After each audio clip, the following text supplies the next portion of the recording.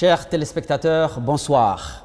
Merci pour votre fidélité et bienvenue dans votre émission littéraire Mots d'ici et d'ailleurs, une émission proposée et préparée par le ministère de l'Éducation nationale et de la formation professionnelle en collaboration avec la RTD. L'émission qui vous invite à explorer les mondes fascinants de la littérature. Cette édition spéciale des Mots d'ici et d'ailleurs, nous allons la consacrer au Salon du Livre, un événement culturel et littéraire qui, au fil des années, est devenu un rendez-vous majeur et incontournable dans le paysage culturel de notre pays. Déjà, le Salon du Livre de Djibouti est à sa deuxième édition. Il aura lieu du 24 au 28 avril 2024. Un événement qui s'inscrit pleinement dans la politique culturelle de notre pays, politique qui apporte autant que possible des réponses concrètes à des problématiques aussi diverses que la création littéraire et les stratégies pour les promouvoir, le coût du livre à Djibouti et les solutions à apporter pour le rendre plus accessible au grand public. Bref, comment faire en sorte que les Djiboutiens profitent de cette création littéraire foisonnante. Aussi, dois-je rappeler les empreintes indélébiles déjà laissées par la ministre Madame Hibo Moumine Assoé, femme de lettres et auteure de plusieurs ouvrages dans le paysage culturel de notre pays. Les premiers effets de son action publique sont visibles. Des citoyens plus conscientisés sur la richesse de la littérature djiboutienne d'expression française ainsi que celle en langue nationale.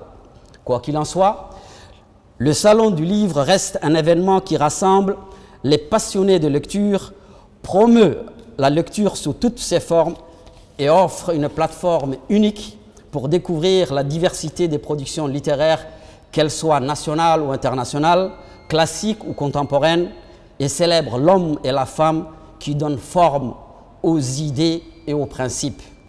Dans cette édition spéciale, j'ai le plaisir de recevoir les organisateurs du salon qui nous dévoileront les coulisses de cet événement d'envergure et partageront avec nous les défis et les enjeux de sa mise en place.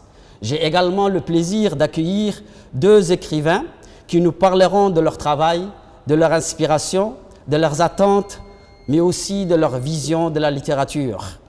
Parmi les organisateurs, nous avons M. Mohamed Hussein, qui est directeur général de l'Agence nationale pour la promotion de la culture, cheville ouvrière de l'organisation du Salon du Livre. Autre organisateur, M. Mohamed Moussayabe, qui est conseiller technique du ministre de l'Éducation nationale et de la formation professionnelle, mais également secrétaire général de la Commission nationale UNESCO Djibouti. Comme écrivain, nous avons son Excellence Ahmed Areita Ali, qui a été durant de longues années ambassadeur au Japon et dans de nombreux pays d'Asie, comme les Philippines, Singapour, l'Indonésie, la Malaisie, la Thaïlande, le Vietnam, mais aussi dans quelques pays de l'Océanie, comme la Nouvelle-Zélande et l'Australie. Il a été vice-doyen du corps diplomatique africain et du groupe des pays arabes, ainsi que fondateur du Conseil de la promotion de la francophonie du Japon. Areita est auteur de deux ouvrages. Le premier, intitulé « Mes années au soleil levant à l'ombre du drapeau du Djibouti », un ouvrage qui relate son parcours personnel et professionnel publié en 2023 aux éditions Le Francolin. Le deuxième ouvrage a pour titre « Tokyo Wahan Kala Imit, Tokyo Ede Uduremi », publié en 2024 aux éditions d'Ersan. Et enfin, nous avons Madame Fatouma Mahmoud Haji Ali, docteur en langue, littérature et civilisation du monde. Elle est actuellement chercheure à l'Institut de langue de Djibouti au CERD. Madame Fatouma est spécialiste de littérature orale somalie, en particulier le théâtre. Elle a publié plusieurs articles et ouvrages qui portent sur des thématiques de recherche. Chers invités, bonjour et bienvenue dans l'émission. Ma première question s'adresse au directeur de l'Agence nationale, M. Mohamed Hussein. En quelques mots, en quoi consiste cet événement culturel international?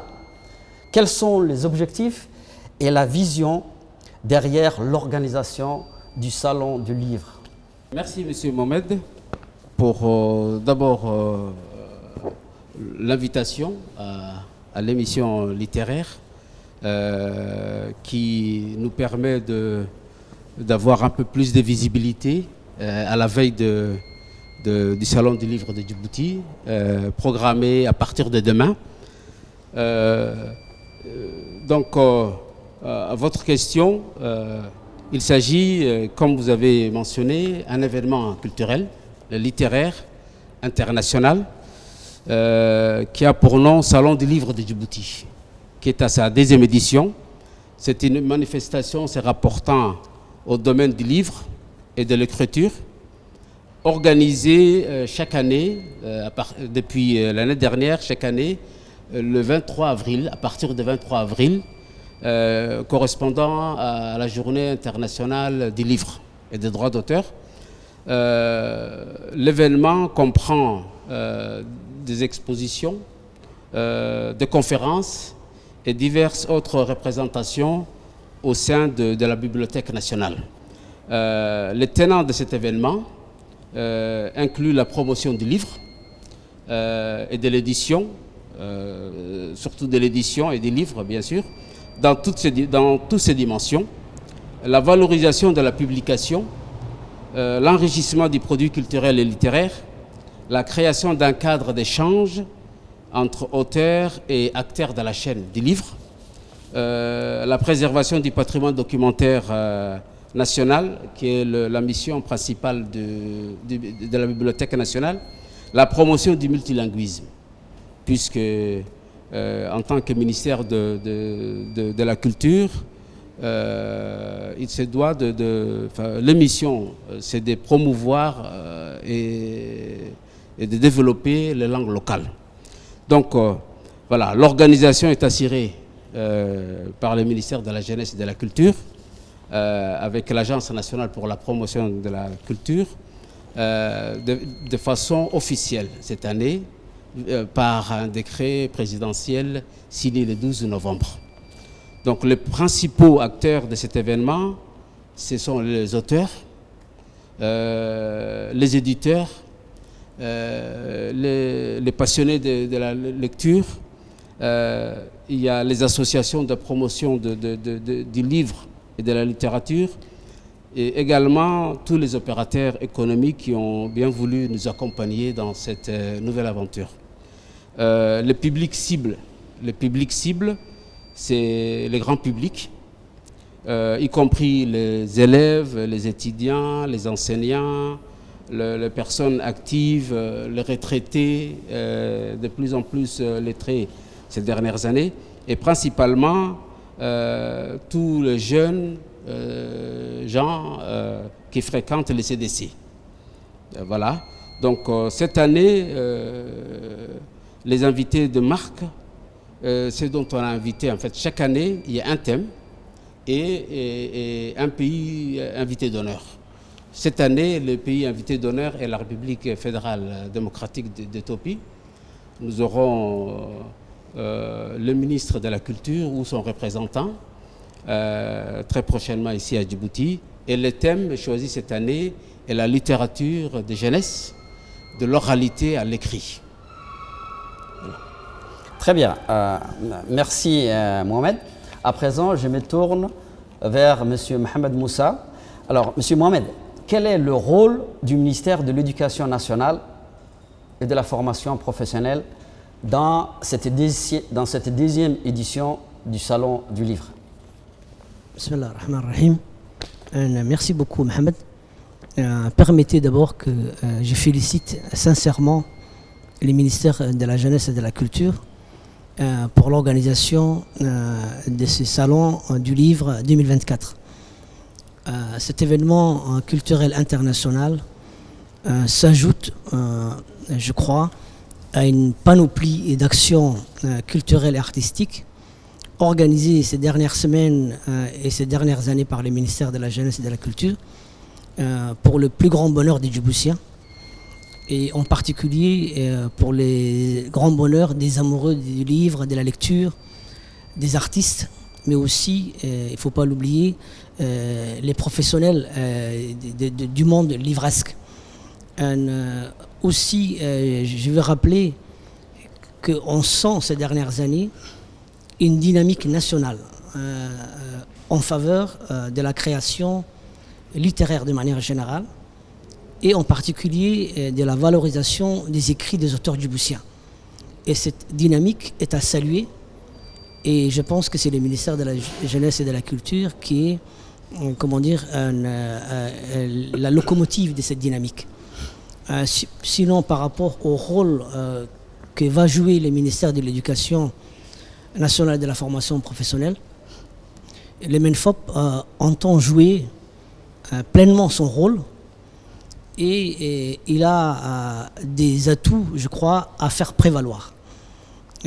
Pour dire un mot sur notre collaboration en dehors même de ces salons, tout le monde sait que ces deux départements sont des départements complémentaires. Le ministère de l'Éducation est en charge des petits, des élèves, des adolescents. Et le ministère de la Jeunesse, justement, on travaille avec les jeunes. Et la problématique de la culture nous interpelle particulièrement. Et la thématique de cette année nous interpelle particulièrement lorsqu'il est question d'oralité et d'écriture. Pour revenir au salon et comment le ministère de l'Éducation va jouer son rôle, je vais citer, pour être assez rapide, assez bref, 4 points. Le premier point, le ministère, à travers les CREPEN, va exposer ses réalisations. Les décideurs politiques, les visiteurs, les écrivains, les grands publics apprécieront les réalisations du CREPEN et verront les efforts consentis par l'État, parce que les CREPEN est une institution du ministère de l'Éducation, mais vraiment soutenue par les subventions de l'État. Secondo, des centaines et des centaines d'élèves sont prévus pour visiter les stands durant les 4 jours. Et même, il y aura des établissements scolaires qui accueilleront les écrivains et à Djibouti-Ville et dans les régions. Aussi, j'ai envie de rappeler que dans les discussions, dans les panels, nos responsables du ministère vont apporter leur vision quant à la lecture, au monde du livre, comment faire en sorte que les livres soient plus abordables à Djibouti.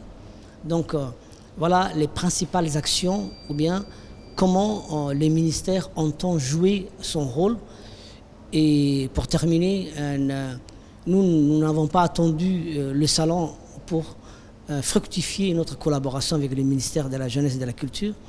Et encore une fois, je vais remercier les organisateurs de ces salons qui, pour nous, est du pain béni. Nous voulons que nos élèves baignent dans un univers livresque et cet événement est une occasion à ne pas rater. Donc encore merci beaucoup, messieurs et madame les organisateurs. Alors, merci Mohamed. Je me tourne à présent vers l'ambassadeur, M. Areta. Monsieur Areta, vous faites partie, comme beaucoup d'auteurs djiboutiens, mais également étrangers, les personnes qui vont participer activement à cette 2e édition du Salon du Livre. En tant qu'auteur, que signifie pour vous participer à un Salon du Livre? Merci beaucoup pour votre invitation à cette émission et je voudrais d'emblée aussi remercier la ministre de la Culture et de la Jeunesse pour nous avoir associés à cette initiative noble parce que je suis rentré du Japon et tout de suite j'ai été agréablement surpris par tout cet engouement autour de la culture, n'est-ce pas, sous la houlette de Madame Hibo qui s'investit vraiment énormément dans ce domaine-là, et en fonction, bien sûr, de la vision du chef de l'État. En tant qu'ancien de l'éducation nationale, je me retrouve aussi dans cet élément. Je retrouve beaucoup de mes élèves, beaucoup de collègues, beaucoup de ceux qui ont, avec moi aussi, sur le plan culturel, ont agi. Vous savez que la jeune génération ne connaît peut-être pas, mais l'association IRIS, dont nous avons été membres fondateurs, nous avons beaucoup travaillé sur la culture, sur ce qui nous unit. Et je pense que le Salon du Livre, pour nous, c'est vraiment un instant de partage et de la mise en valeur, n'est-ce pas, de nos cultures, de notre diversité. Et c'est avec beaucoup de joie que je m'investis.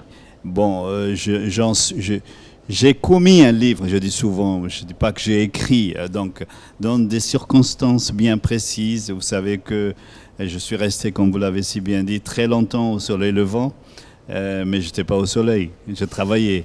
Donc du coup, il y a eu cette épidémie de Covid qui a fait que nous étions plutôt bloqués. Et là, je me suis dit, voilà, loin de mon pays, qu'est-ce qui est possible de faire?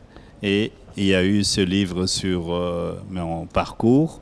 Et aujourd'hui, un autre livre qui tombe à point nommé dans la mesure où j'ai essayé de mettre en relief ce qui nous unit, à savoir écrire, traduire ce vécu en Afar et en Somalie. Et cette cohabitation, et je pense que c'est ce à quoi sert, n'est-ce pas, le Salon du Livre. Le Salon du Livre, c'est aussi pousser la jeunesse à la lecture, mais en même temps, c'est le réseautage en même temps.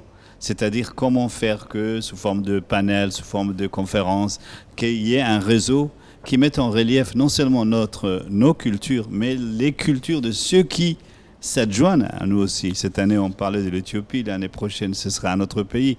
Mais il y a tellement de pays, d'écrivains qui sont là, et je pense que pour nous qui avons été dans la diplomatie, c'est une formidable, n'est-ce pas, initiative qui permet d'étendre, d'élargir encore davantage notre network, comme on dit.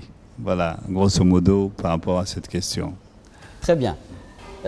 Madame Fatouma, ces dernières années, nous assistons à une création littéraire foisonnante dans notre pays. En tant qu'auteur, que représente pour vous ce genre d'événement? Quelles sont vos attentes et qu'espérez-vous partager avec les lecteurs et les passionnés de la lecture qui seront présents à ce salon de livres? Beaucoup de choses, j'espère. Bismillah ar-Rahman ar-Rahim.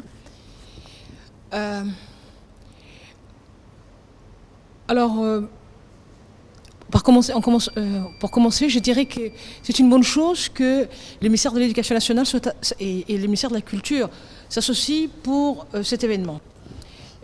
Parce que pour nous autres, alors je ne me considère pas tout à fait comme une écrivaine, je vais vous l'expliquer pourquoi, mais j'ai sorti un ouvrage. Je suis de la recherche, donc en dehors de des ouvrages scientifiques qui concernent mon domaine d'activité, de mon domaine de recherche, pardon. Nous investissons beaucoup à l'Institut de langue et de Djibouti, du CERD, beaucoup dans la transmission et la conservation. Alors je m'explique. Et c'est pour ça qu'à la fois l'éducation nationale, qui est aussi mon ministère d'origine, moi j'étais longtemps enseignante, d'ailleurs j'ai commencé, c'est ça qui est très bien, à Boulaos, où était à l'époque principal M. Areta. Donc pour vous dire que sur ce plateau, il y a beaucoup de gens d'éducation nationale. Et c'est un ministère qui ne vous quitte jamais, pour ainsi dire. Et donc,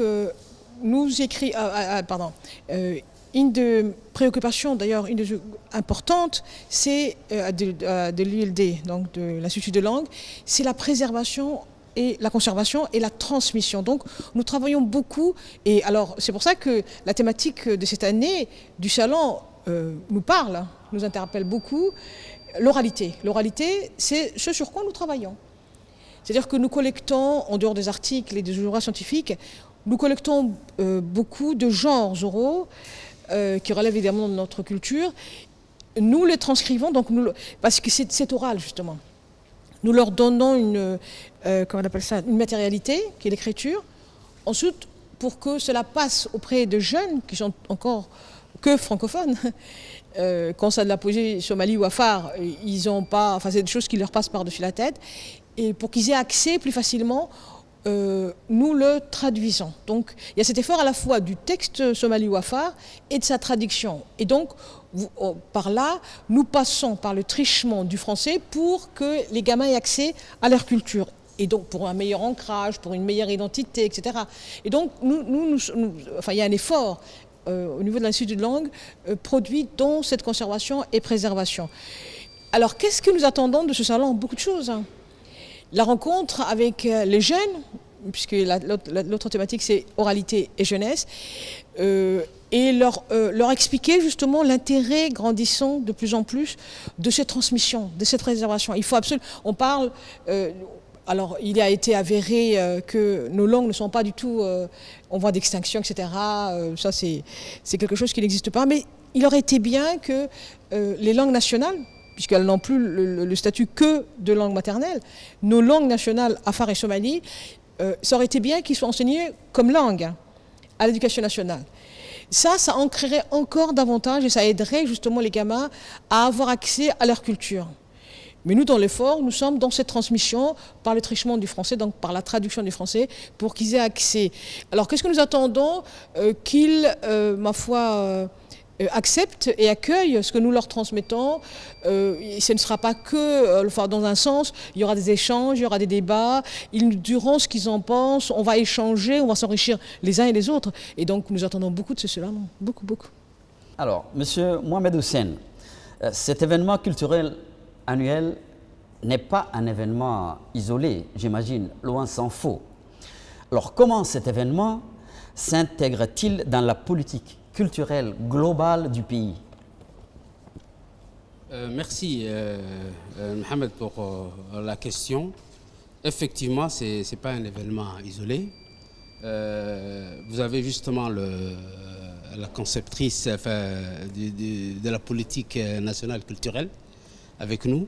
Le salon du livre, normalement, s'inscrit dans la politique culturelle. Il a été prévu, réfléchi et de façon posée. Et en tant que manifestation majeure, il vise à promouvoir la culture de la lecture, de l'écriture et de l'édition. Donc voilà, de quelle façon, promotion de l'écriture et de la lecture, le salon encourage la pratique de la lecture, c'est l'objet, et de l'écriture, en mettant en avant des auteurs, surtout des Boussiens, des éditeurs. L'année dernière, on avait des éditeurs djiboutiens qui ont participé. Cette année, il y a un troisième qui a publié ou publiera le livre de l'ambassadeur et d'autres, bien sûr.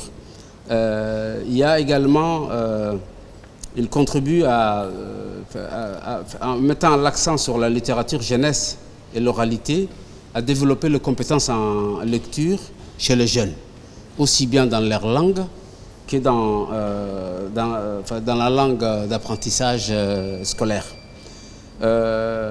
C'est également un outil de valorisation de la production littéraire locale et régionale. On a également, dans la politique, mentionné renforcer le secteur de l'édition. En mettant en relation les acteurs du livre et de l'édition, en encourageant la création, la publication et la diffusion d'œuvres littéraires.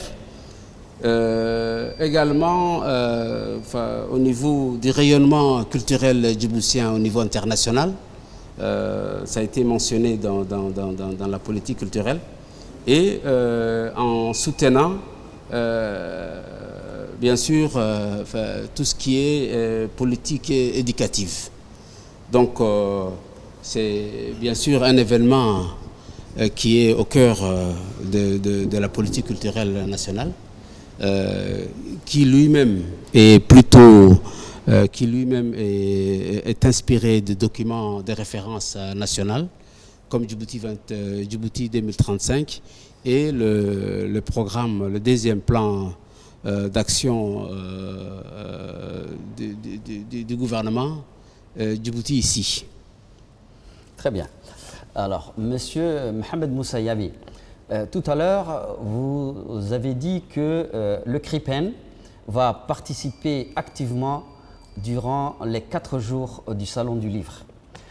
Et le CRIPEN exposera ses produits dans des stands.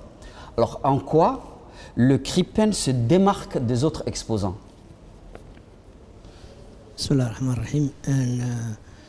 Il est vrai que les CRIPEN est un centre, contrairement aux maisons d'édition et aux libraires, c'est un centre pour la recherche, pour la réflexion pédagogique et pour l'édition des supports et pédagogiques et didactiques. Et il est connu pour ça. Mais ces dernières années, il a pris une toute autre ampleur. Il s'est lancé dans l'édition d'albums jeunesse.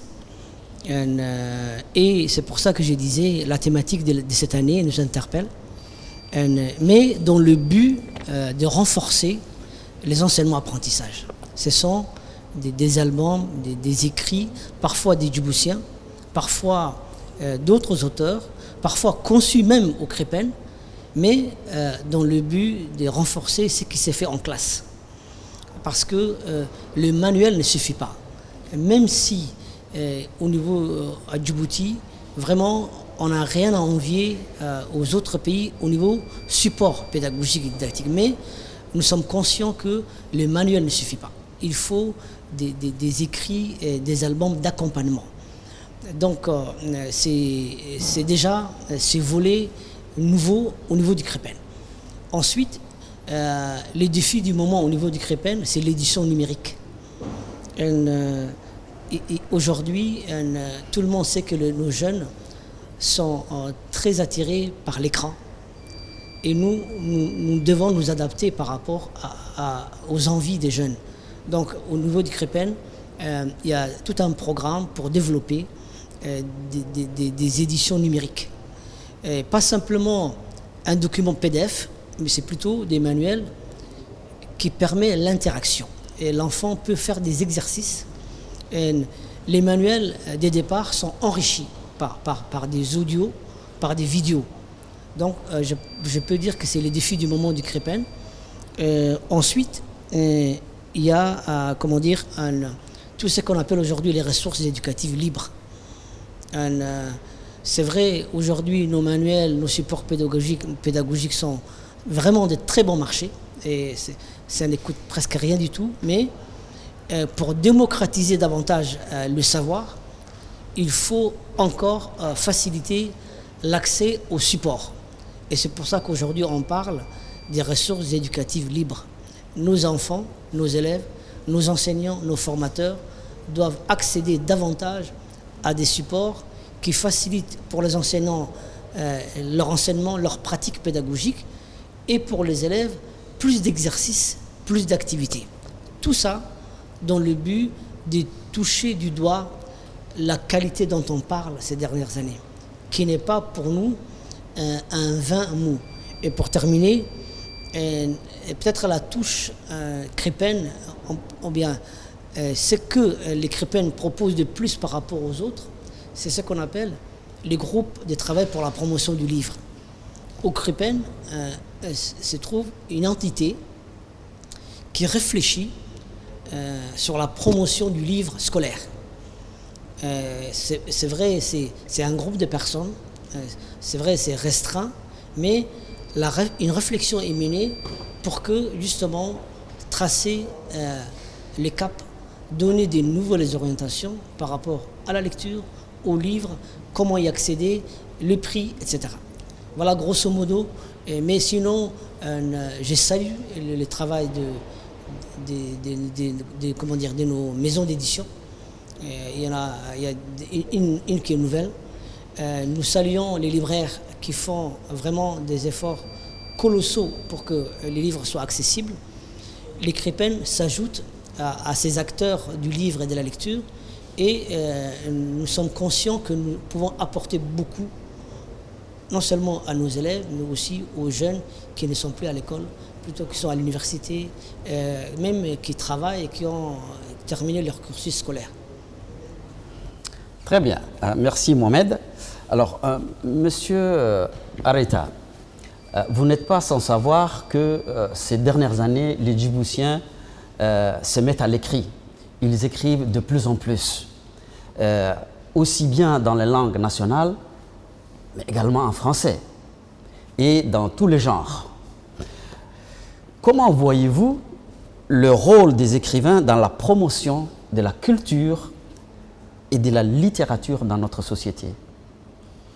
Merci encore une fois pour cette question pertinente. Je pense que l'écriture, avant tout, c'est un retour sur soi. Et en ce qui me concerne, quand j'ai été loin de chez moi, le temps m'a paru encore plus vaste. Et donc, c'est un autre regard qu'on a. Et un retour sur soi, puisque je parle, moi, en ce qui me concerne, de mon parcours, et je crois que tout Djiboutien essaye en même temps aussi de se projeter, de faire la même chose, et de mettre en relief, non pas sa personne, mais surtout que l'on se retrouve comme moi dans la diplomatie. C'est son pays qu'on met en avant, etc. Donc du coup, je crois que de plus en plus, ces genres d'initiatives et d'événements vont permettre aux Djiboutiens de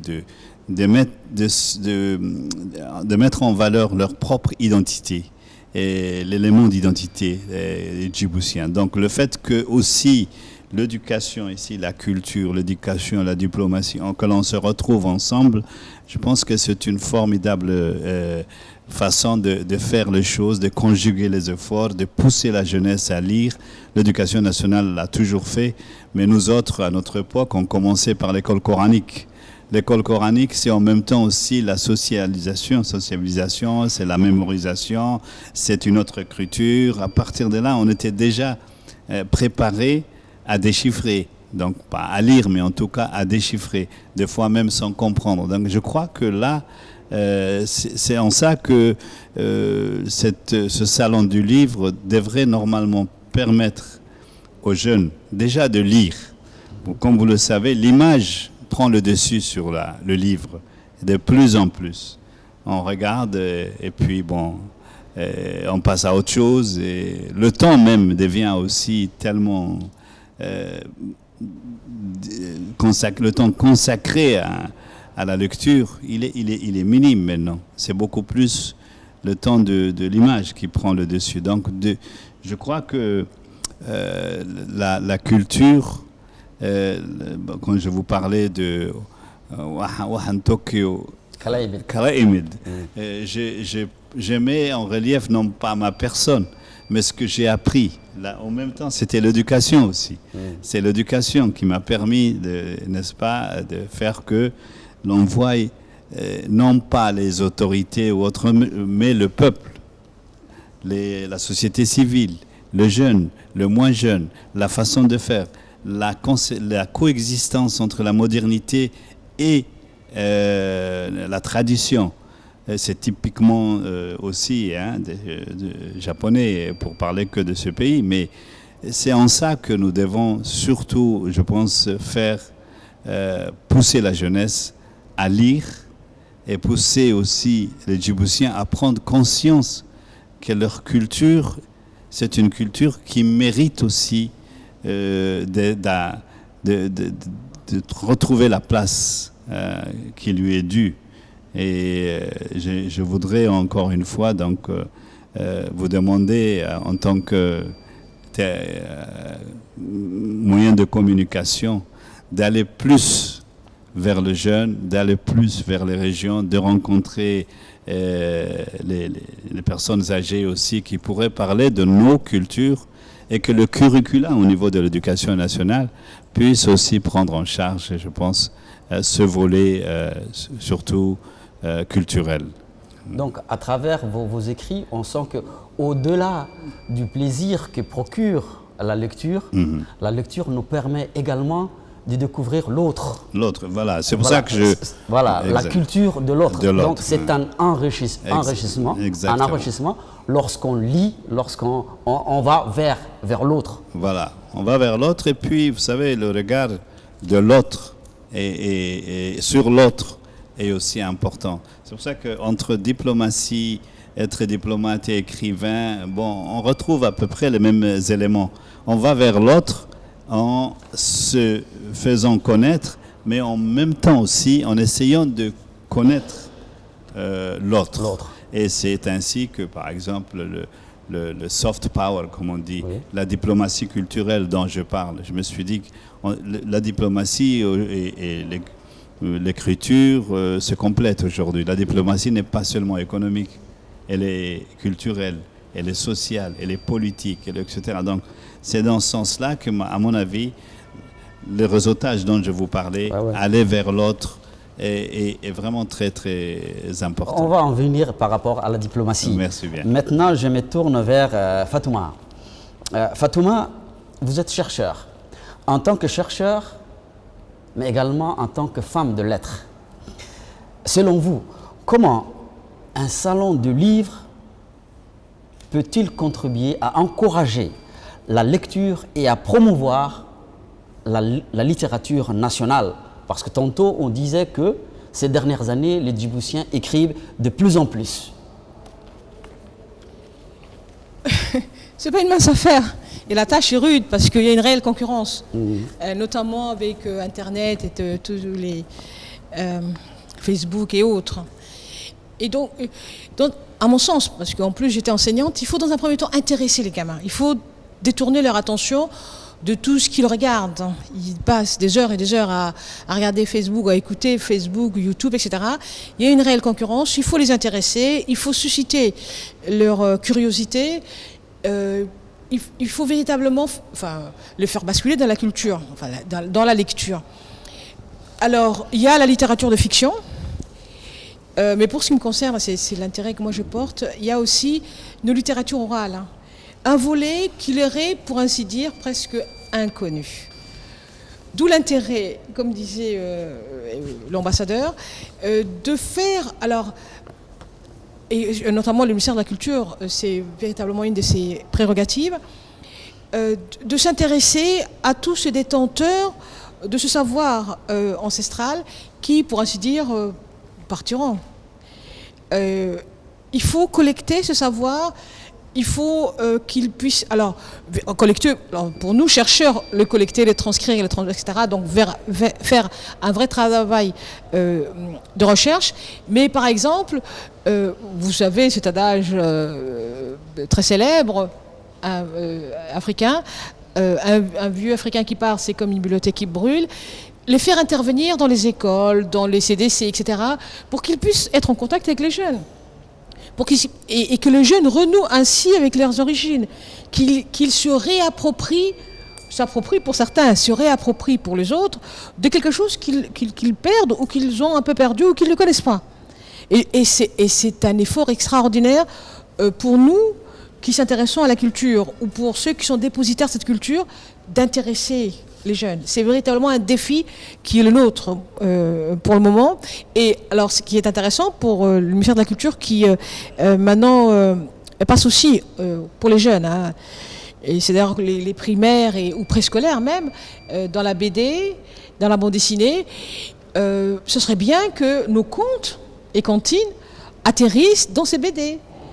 Par exemple, il est un peu bizarre qu'un gamin de 3 ans qui ne connaît pas encore sa langue maternelle paragouine une cantine française comment on appelle ça, au clair de la lune, alors qu'il connaît rien de sa langue.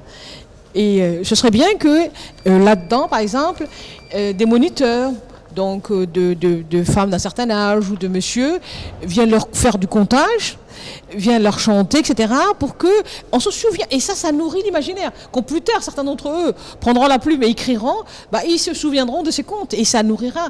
Et je rappelle que pour Waberi, par exemple, l'écrivain national, ses tout premiers écrits étaient ancrés dans la réalité djiboutienne. Moi qui suis de la même génération que lui, on retrouvait tous ces personnages-là de la vie là, qui nous ont fascinés. Et donc on n'écrit pas sans un ancrage culturel quelque part. Et ce serait bien qu'il y ait ce transfert, cette possession de la culture chez les jeunes. Ça c'est vraiment primordial. Et évidemment ça constitue un défi, un challenge comme on dit. C'est pour ça que vous avez édité un livre sur les comptines en langue nationale. Ce sont les chansons que les mères chantent pour leurs enfants. Et dans ce recueil, j'ai été fascinée parce que j'avais fait mon DE à l'époque là-dessus, et donc il fallait absolument que cela sorte, et c'est une bonne chose. Les textes est à la fois du somali et bilingue, donc français. Mais c'est pour moi, alors après coup, je me rends compte que ce livre est un peu mal nommé. Parce que ça s'appelle Hessa Arouret, c'est ainsi que cela s'appelle, mais on le prend littéralement à la lettre. C'est pas alors ça, Hessa Arouret, c'est les chansons que l'on chante pour les enfants, mais aussi les enfants eux-mêmes chantent. Et pour moi, ce sont ceux qu'on chante pour les enfants et pas ceux que les enfants chantent. Et donc, véritablement, c'est de la poésie de femme. Parce que dans ce petit recueil, la mère parle autant d'elle qu'elle parle de l'enfant. Et donc on apprend un bon sur la vie à la campagne, quelles étaient les conditions de la femme, comment cela se faisait, tout ce qu'elle... Et c'est ici, dans ces chansons, parce que c'est une production, c'est poétique, c'est des vers, qu'elle disait ce qu'elle pense, qu'elle disait sa position, les exactions dont elle pensait, etc., l'aspect patriarcal, donc tout un banc de notre sociologie du passé et de la campagne se trouve ici. Et donc, c'est une acquisition simple de ce que disait, et ça fait partie, alors généalogiquement, ça fait partie, peut-être je développe trop, généalogiquement, ça fait partie de ce qu'on appelle Hessa Arouret, et le travail que fait dans les berceuses la maman, c'est évidemment l'entretien et l'éducation de l'enfant, et donc c'est quelque chose d'important. Très bien, en tout cas, c'est un travail de recherche, mais également c'est un travail de conservation et de préservation d'une culture qui a tendance à disparaître. Tout à fait. Alors maintenant je me tourne, nous acheminons vers la fin de l'émission, je me tourne vers Mohamed Hussein. Monsieur Mohamed, comment cet événement contribue-t-il à renforcer les liens entre les différentes parties prenantes de l'industrie du livre, y compris les éditeurs, les libraires, également les lecteurs? Comment le salon du livre de Djibouti met en contact les différentes parties prenantes, c'est-à-dire les acteurs de la chaîne du livre. Exactement. Voilà, donc les éditeurs, c'est le salon du livre offre un espace de rencontre et de réseautage.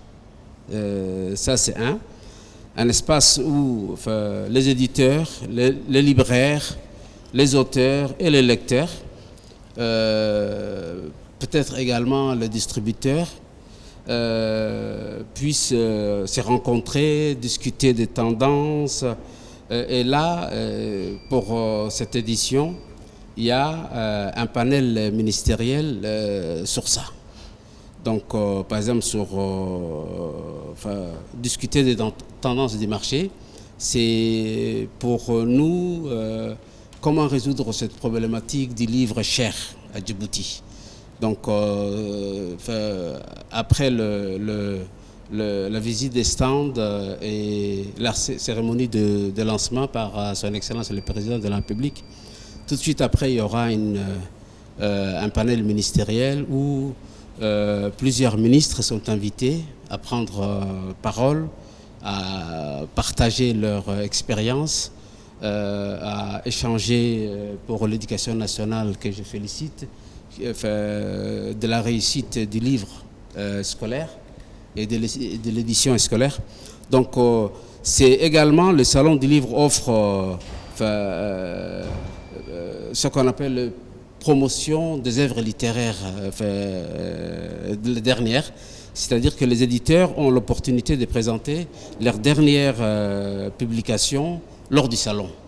À peu près, cette année, je pense, il y aura une vingtaine de livres vraiment nouveaux qui seront présentés par les différents éditeurs.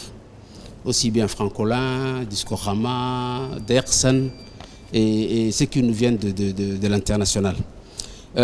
C'est le salon du livre également, c'est un espace où la visibilité des auteurs est renforcée. Donc les auteurs participent à des séances de dédicaces prévues, des lectures publiques, des discussions avec les lecteurs.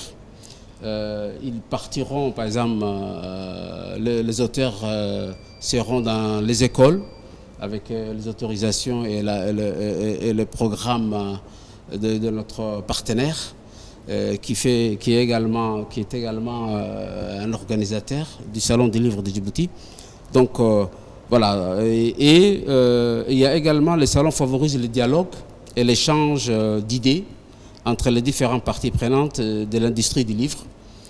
Chez nous, comme vous avez fait, dont on rappelle depuis l'année dernière, on parle de plus en plus d'industrie du livre.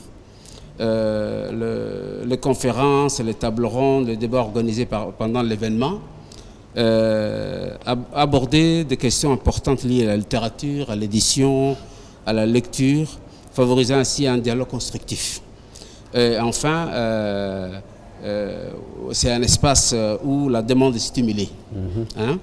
En offrant une programmation variée et attrayante, les salons encouragent la participation du public et stimulent la demande de livres. Ils vont rester à peu près...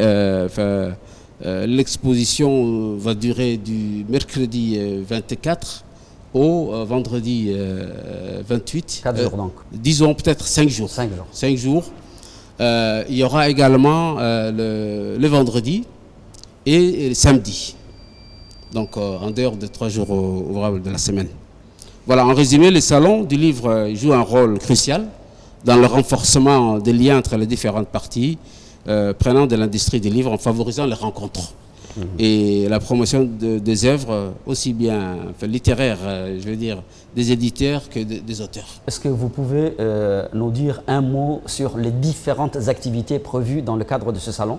Oui, comme j'avais parlé tout à l'heure, il y a quelques secondes, il y a une cérémonie de lancement qui sera sous le patronage du président de la République.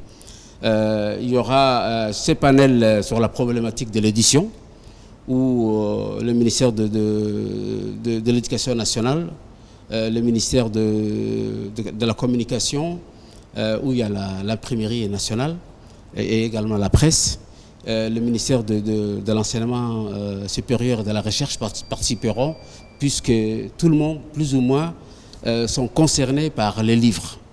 Les livres de la recherche, académique, de plaisir, d'information.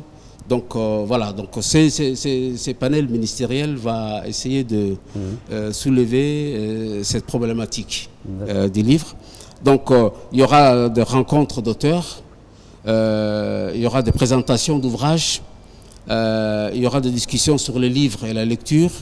Il y aura des formations, ateliers de formation pour nos libraires, puisqu'on a un écrivain également, conteur et libraire, plutôt bibliothécaire de jeunesse, qui fera une formation. Il y aura des contes et bien sûr, il y aura des spectacles dans la soirée. Nous avons invité... à travers le commissaire général du salon de cette année, l'écrivain conteur Omar Youssouf, Seydou Abacha. Seydou Abacha qui fera trois spectacles. Au Théâtre des Salines, à la BAN, à la Bibliothèque nationale. On avait prévu à l'université et au Palais du Peuple. Donc voilà, à peu près, il y aura une présentation sur l'histoire de l'école de Djibouti avec un invité de marque que vous connaissez, M. Jean-Dominique Penel, qui a travaillé dans ce domaine. Il y aura également le prof, les auteurs se rendront dans les écoles. Ça promet. Ça promet. Merci beaucoup. Alors maintenant, je voudrais poser une même question aux deux auteurs. Quels sont, vous avez écrit, vous avez édité, alors quels sont les principaux thèmes ou sujets abordés dans vos œuvres que vous espérez partager avec le grand public lors de cet événement? Partager avec le public, ce sont celles qui se trouvent dans le livre, c'est-à-dire une connaissance de la société pastorale Somalie, c'est pareil pour la société Afar, je suppose. Et quelles étaient ces règles, ces principes, sur quoi était bâti donc une meilleure connaissance de notre société. Et mine de rien, ce n'est pas que historique, hein. C'est aussi identitaire parce que quelque part, ils ont beau ne pas connaître ces principes sur lesquels était fondée la société pastorale, c'est quelque chose qui nourrit leur vécu, c'est quelque chose que inconsciemment les parents leur transmettent. Donc ils auront une meilleure connaissance et une meilleure compréhension, par exemple, d'un certain nombre d'agissements qui, par exemple, quand d'une autre culture, et nos enfants qui sont essentiellement francophones, pour certains, même de langue maternelle française, c'est malheureux à dire, mais c'est comme ça, ils auront une meilleure compréhension, une meilleure appréhension des faits sociaux qui, parce que issus de cette culture, parfois ils ne le comprennent pas, ou le comprennent mal, etc., ou le rejettent violemment. Une meilleure compréhension serait moins d'affrontements, moins de conflits, moins de tensions au sein de la communauté, mais aussi avec les autres communautés du pays. Et quelque chose qui, socialement, serait apaisant, ou plus apaisé dans tous les cas. Donc une meilleure connaissance, c'est ce que peut-être nous leur apportons, au niveau de la culture, en tous les cas. Très bien, merci. Monsieur Arita. Bien, merci. Donc je vais aller dans le même sens, hein, de par le titre de ce nouvel ouvrage qui est en Somalie, Tokyo Wahan Kalaimid, et en Afar, Tokyo Ede Uduremi. C'est un message. Je voudrais que les jeunes retrouvent donc un peu en retrouvant leur propre identité les autres cultures, parce que symboliquement, je pense que le fait qu'un Djiboutien tienne un ouvrage dans lequel il retrouve nos deux langues nationales. Bon, bien sûr, la langue officielle arabe et français suivent aussi. Et je pense que c'est un message que j'ai voulu vraiment fort et qui va dans le sens de la vision du chef de l'État qui recherche en quelque sorte à ce que la jeunesse, puisque sa politique est surtout basée sur la jeunesse, soit consciente de la culture, de notre identité, de ce qui nous unit, en prenant pour référence l'ailleurs, n'est-ce pas, même lointain. Aujourd'hui, le monde est un village planétaire. On peut se retrouver donc à Djibouti et prendre son déjeuner ailleurs dans le monde, etc. Et dans ce livre-là aussi, qui peuvent retrouver aussi les mêmes propos, n'est-ce pas, le même message dans le livre en français, mais en tout cas faire l'effort de lire, être fier de ce qu'on est, tout en s'ouvrant aussi à l'extérieur, c'est-à-dire aller vers l'autre en utilisant la langue officielle comme l'arabe et le français ou l'anglais. Le livre aussi sera en anglais, mais surtout donner la part qui lui revient à la langue nationale, aux langues nationales que sont l'Afar et le Somali. Très bien. Monsieur Areta, vous êtes un diplomate chevronné. Pensez-vous que la littérature a un rôle social ou politique à jouer? Je pense que oui. La preuve, nous sommes là, l'éducation nationale, vous autres de la communication, et n'est-ce pas, tous ceux qui vont dans ce sens-là. Et l'existence même du Salon du Livre, le fait qu'au niveau de l'éducation nationale, on réfléchisse sur le programme qui soit adapté, qui aille vers bien sûr la littérature. J'ai été très heureux d'aller à l'école d'excellence, par exemple, qui aujourd'hui porte très haut le drapeau. J'ai vu des jeunes de 13-14 ans qui sont avec, n'est-ce pas, en terminale et qui sont en train de vraiment de porter haut notre culture, donc la littérature, donc aussi bien dans la matière scientifique que dans la matière littéraire. Hein. Donc je crois que la littérature retrouve maintenant, par le biais de ce salon, par le biais de ces initiatives, par le biais aussi du ministère de l'Éducation nationale et aussi bien de la recherche, n'est-ce pas, au niveau du CERD que représente Mme Fatouma ici, aujourd'hui, retrouve vraiment la place qui lui revient. Et je pense on fait bien de nous mobiliser afin que la jeune génération se mette à la lecture. Quand elle se met à la lecture, ils se mettent à la lecture, ils vont vers l'autre, tout en se retrouvant soi-même par le biais des langues nationales, etc., aller vers l'autre, s'ouvrir et prendre conscience des valeurs qui sont véhiculées par notre culture, à savoir la paix, la solidarité, la tolérance, etc. Très bien, merci M. Areta. Alors nous arrivons au terme de cette émission. Pour conclure, pour le mot de la fin, je voudrais donner la parole à M. Mohamed Hussein s'il a des messages à transmettre par rapport à cette deuxième édition du Salon du Livre. Merci Mohamed. Oui, j'en profite pour de laisser un message à nos spectateurs et aux futurs visiteurs du salon.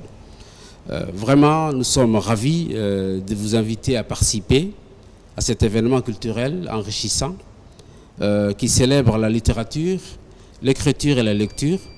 Le Salon du Livre de Djibouti est bien plus qu'une simple exposition de livres. C'est un lieu de rencontre, de découverte et de partage autour des mots et des idées. En tant que spectateurs et visiteurs, vous aurez l'opportunité unique de rencontrer des auteurs renommés, d'explorer une vaste sélection d'œuvres littéraires, de participer à des discussions passionnantes sur des sujets variés. Que vous soyez passionné de littérature, amateur de bande dessinée, chercheur de contes, on aura pour tous les goûts. Les gens tout simplement curieux de découvrir de nouveaux horizons littéraires. Il y en aura pour tous les goûts et toutes les passions.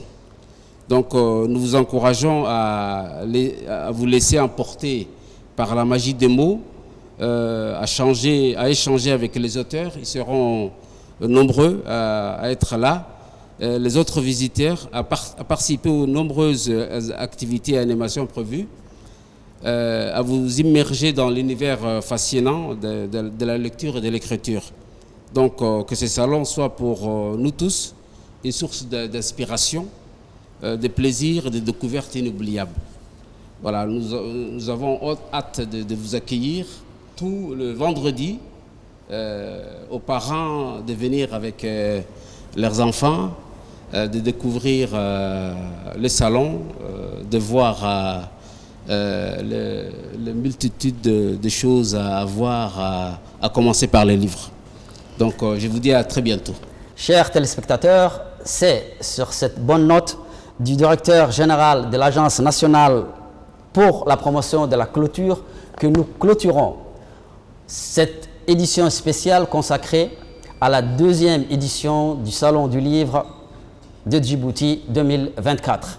Il ne me reste plus qu'à remercier mes invités, Monsieur Areta Ahmed Ali, écrivain ambassadeur, Madame Fatouma Mahmoud, docteur en littérature et chercheur au CERD, Monsieur Mohamed Moussa Yabé, conseiller technique du ministre de l'Éducation nationale et de la formation professionnelle, mais également secrétaire général de la Commission nationale de l'UNESCO, et enfin Monsieur Mohamed Hussein, qui est directeur général de l'Agence nationale pour la promotion de la culture. D'ici la prochaine émission, bonne lecture.